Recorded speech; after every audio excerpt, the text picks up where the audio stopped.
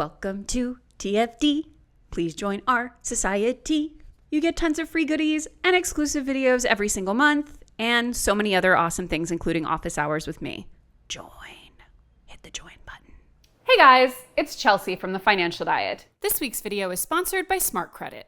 So as many of you might know, I actually started TFD all those years ago as a way to hold myself accountable to my own personal financial journey because I'd gotten myself in so much trouble largely because of racking up credit card debt. And Smart Credit is a comprehensive money and credit management platform that may be helpful to some of you who find yourself in a situation similar to the one that I was in when I started TFD. Smart Credit helps you boost your credit score to become better at managing your money and credit instead of having your credit and money manage you. So thanks to Smart Credit for sponsoring this video. Control your future credit score at smartcredit.com/Chelsea. And as someone who is quite familiar with the process of credit score rebuilding, some of my favorite features include Score Tracker, where I can see all of my different types of credit scores. Yes, there are more than one, all in one place. I also love Score Boost, which helps me optimize the timing of certain payments so that I'm making the most of the work I put into achieving and maintaining my hard-fought credit score. And last but not least, I love their Score Builder feature, which sends letters to your creditors to fix reporting errors, request goodwill removals, negotiate debts, or report identity fraud. So thanks again to Smart Credit for sponsoring this video. Control your future credit score at smartcredit.com/Chelsea. And today we are going to talk about one of my favorite, and by favorite I mean least favorite, phenomena, which is Nepo babies. Now, if you're someone who is on social media, and honestly, if you're one of those really healthy people that doesn't use social media at all, get off my channel. You've probably been hearing a lot about the Nepo baby phenomenon, which is basically just the children of already famous and or rich and famous people themselves becoming famous. But it's not because their dad's the president of Paramount.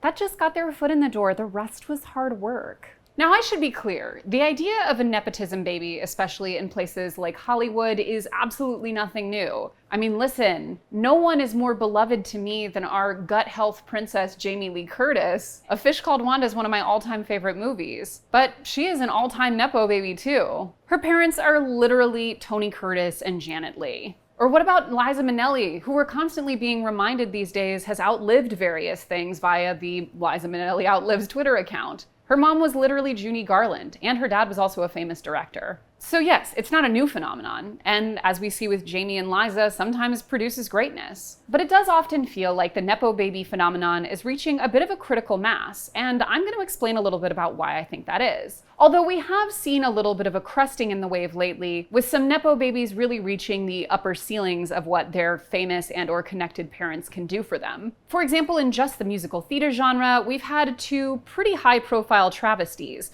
On one hand, the talented but just simply doesn't have the range Beanie Feldstein playing Fanny Bryce in Funny Girl to devastatingly bad reviews and having to drop out of the show early to stop the critical bleeding, while Ben Platt in the Dear Evan Hansen movie was looking like the main characters from Pen 15 except not as a joke, just straight up being middle-aged around a bunch of actual teenagers. Beanie's brother is actually Jonah Hill, which it would be beyond naive to think did not play a huge part in them landing and, in Ben's case, keeping well past his expiration date as a believable high schooler, these massive roles. And in both cases, it did end up being a bit of an embarrassment for them, but it is only the tiniest dent in the massive wave of Nepo babies taking over our screens and zines. Let's look at this lineup. I've never watched a sports draft before, but pretend this is some sort of a sports draft situation. We have Timothée Chalamet, aka Little Lord Cigarette, who has an actress mother and a filmmaker grandfather.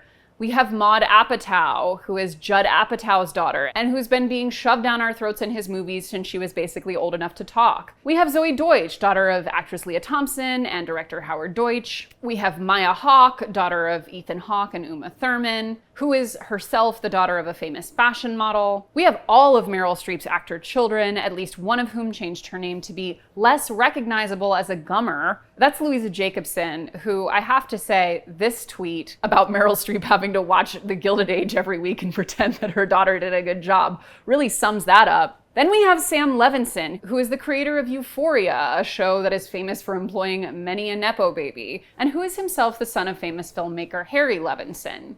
We have Margaret Qualley, who is Annie McDowell's daughter, and honestly, she did turn in a star-making performance in Maid, but we have to call you out for being objectively Annie McDowell's daughter. We have Dakota Johnson. That's not the truth, Ellen, but you know what is the truth, the fact that both of her parents are A-list celebrities. We have Lily Rose Depp, who is both a Nepo baby here and en France, and really turning out just performances on both sides of the Atlantic, our bilingual queen of mediocrity. We have Jack Quaid. If that name sounds familiar, it's probably because of Randy Quaid, to whom he is related. We have Dan Levy, who played opposite his own father in Schitt's Creek. Levy, of Eugene Levy fame, might have heard of him or seen his eyebrows. We have Lily Collins, our all-time queen of is it fashion or is she just skinny, who might not be turning in such bottom-tier looks week after week on Emily in Paris if her dad wasn't Phil Collins. Lastly, we have Sofia Coppola, who was literally in The Godfather as an infant, and honestly, I can't deny is a talented director, but would we have another more talented director if she weren't literally a Coppola? You know who else is a Coppola? Nick Cage. Don't let Cage fool you. His last name is actually Coppola. But it doesn't matter. He could kill someone and he'd still be the guy who starred opposite Sharon Moonstruck in a love story where he was 23 and she was 41 at the time of filming, and the age gap is never addressed. King. But what's interesting about this influx of Nepo babies is how much it reinforces one of our biggest misconceptions about Hollywood, which is our constant conflation with being famous and being rich. We often assume that basically every celebrity is rich and are absolutely shocked when stories come out about them being bankrupt or having all their money stolen or not having the ability to even make rent, even though that's fairly common. The truth is that many of the famous people in Hollywood were already rich from birth. And we're just now talking about the celebrities whose parents were also celebrities. That doesn't even count all the celebrities whose parents were extremely wealthy or whose names are blue on Wikipedia for other reasons. I'm looking at you, Cara Delevingne. You have great eyebrows, but I'm watching you in Only Murders in the Building right now, and I'm sorry, there is no way you would be an actress in any kind of just universe. Now, actress Sydney Sweeney, one of the few non-Nepo babies on Euphoria, came under a bit of criticism recently when she revealed in an interview that she would not be able to take a 6-month break off of work because she wouldn't be able to afford it. Now, many people did rightfully point out that, duh, bitch, welcome to the rest of the world. But it is rather interesting to note that despite being one of the highest profile young actresses of her generation right now, she doesn't even have enough money to cover a 6-month pause to have children, for which she would have no maternity leave. But our recent TFC guest and all-around awesome person, Kelsey McKinney, did a really interesting and thoughtful essay about not just Sydney Sweeney's particular situation, but the phenomenon in Hollywood and increasingly many industries where not already being rich almost precludes you from being able to work. As Kelsey writes, "They don't pay actors like they used to, and with streamers, you no longer get residuals," Sweeney told The Hollywood Reporter. So she cannot do what Jennifer Aniston did a generation ago, be on a network television hit that gets replayed and replayed so frequently for so long that her life would unfold like a 300 thread count sheet before her. Sweeney could have an entire career of choosing only hits, of never taking a break, and of still not reaching the kind of money the generation before her made more or less passively once their work was done. That passive income, which is the real American dream, is no longer something that the actual artists, not just actors but writers and directors and everyone else who ever made a dime off of residuals, involved in the entertainment business gets to enjoy. And the same situation is happening in media too. Writers are paid less now than they were 50 years ago for the same work. Ernest Hemingway was paid $1 a word in 1936, which is more than $21 per word in today's dollars. The maximum that Kelsey was ever paid to write for a glossy magazine in print was $2 a word in 2021. No one, and I really mean no one, she writes, in media makes $21 a word. That compensation just doesn't exist. You could be the most popular novelist in the world and not make $21 a word to report. You could argue that no writer today is as good or as popular as Hemingway was at his peak, but no writer today is even making half or a quarter of what he made, and writers only ever get so famous. If paid what Hemingway was paid at his time, that writer would be able to pay their rent and health insurance premiums and tuck some money away in savings off one standard issue story per month. But again, that lucky writer does not exist. Now, Kelsey is obviously focusing on media as an industry in this article, but it's important to note that this is becoming more and more ubiquitous. As we frequently mention in TFD videos, wages have been declining or remaining stagnant for decades now. And the rise in things like unpaid internships has made it all but impossible to get a job without at least at some point doing underpaid or totally unpaid work. And this depression of wages is not just limited to glamorous industries. This is a vicious cycle that we are economically seeing across the board in nearly every industry. As wages go down, it is more and more necessary that people starting in industries have other ways of supporting themselves to remain competitive, often in the form of rich parents. And having people who don't need to be paid for their work, or at least don't need to be paid competitively, allows capitalists to make more money and wages to remain depressed. So the nepotism thing isn't just beneficial to the people who happen to land these jobs through perhaps no real skill of their own. It's also beneficial to the people who then don't really have to worry about paying them competitively. That said, what's important to note is that those initial savings do still end up costing in the back end, as we do have enough data now to show that hiring based on nepotistic choices actually does have negative impacts. Studies show that nepotism has resulted in bias in decision-making, unfair treatment, and losses to companies' performance in the long term. And recent studies also prove that nepotism makes people feel demotivated, lacking in confidence, and alienated. It also hinders competition and innovation. But nepotism starts early. It begins with parents' favoritism towards their children, and this kind of favoritism is embedded in the children's unconscious mind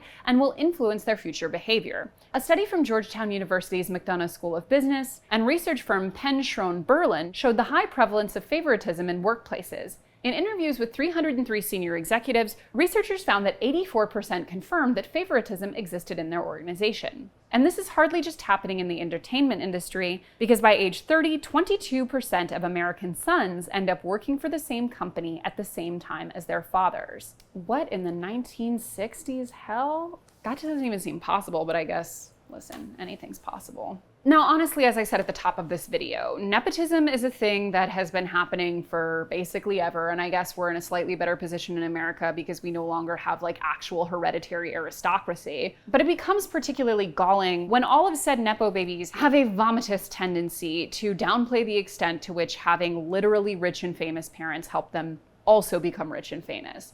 And I'm sorry, I gotta turn it back to you again, Louisa Jacobson. You cannot tell me in a million years that that chick would be on the Gilded Age if it weren't for her mom being Meryl Streep. Literally getting outacted by extras, by props. I think I saw a boom mic come into a shot at one point and it did way better work than she was doing. Get her off my screens. Anyway, Dan Levy, for just another example, has often downplayed the role his famous dad played in the success of his entertainment career, despite them literally starring on the same hit show together. As he put it, quote, "I've never really turned to my dad for anything. I think out of fear of the label of nepotism," the 34-year-old actor told Page Six. Entertainment seems to be the only arena where children who pursue the work of their parents, which is an inherently natural thing to do, is met with a lot of skepticism. And so for my whole life leading up to Schitt's Creek, I've always tried to do everything on my own, I guess to prove mainly to myself that I could do it. Honestly, I don't even begrudge Dan Levy making his money and getting to co-star with his dad on a hit TV show playing his actual son, but like, why insult everyone's intelligence by pretending that the fact that Eugene Levy is your dad has nothing to do with this? Why can't they just be rich and leave us in peace? Why do they have to do this? I want to like you, Dan Levy, but you're making it very hard. Anyway, the biggest takeaway I want to make from this video is just realizing the extent to which nepotism isn't just about people who can't hit the notes getting to play Fanny Bryce on Broadway. Yes, that's part of it. And actually, one of our coworkers who went to go see it because someone got her 2 tickets as a gift, compared Beanie's performance as like when you go to a baseball game and there's like a middle schooler who's pretty good at singing, who sings the national anthem, and you're just like, ooh, like this seems like a little ambitious for them, but okay. I know, I just feel bad for all of those actual amazing belters who came into that audition and it was like, don't even waste your time, girl. We got the producer's daughter in here. Signed, sealed, delivered. Anyway, there probably wasn't even an audition to begin with. And now it's Lea Michele. Look what you did, everyone.